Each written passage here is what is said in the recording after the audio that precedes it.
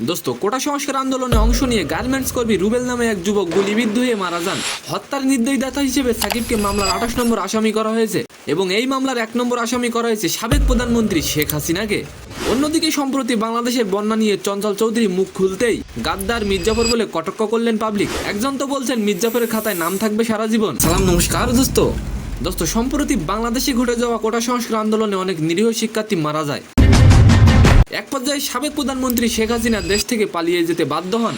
আর এবার সাকিব আল হাসানের বিরুদ্ধে ডিএমপি এর আদালত থানায় একটি হত্যা মামলা দায়ের করা হয়েছে।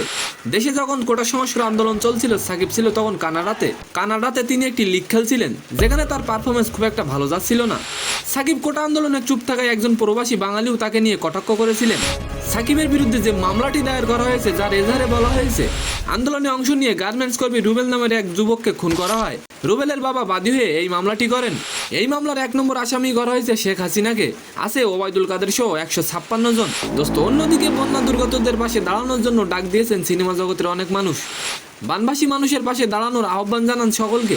ঠিক এমনই একটি পোস্ট করে রেশের মুখে বলেছেন চঞ্চল চৌধুরী তার ফেসবুকে লেখেন, আসুন আমরা সবাই এক হয়ে বানভাসী মানুষের পাশে দাঁড়াই। চঞ্চলের এই ইতিবাচক পোস্টে একজন লেখেন, আপনাকে দাঁড়াতে হবে না, আমরাই যথেষ্ট।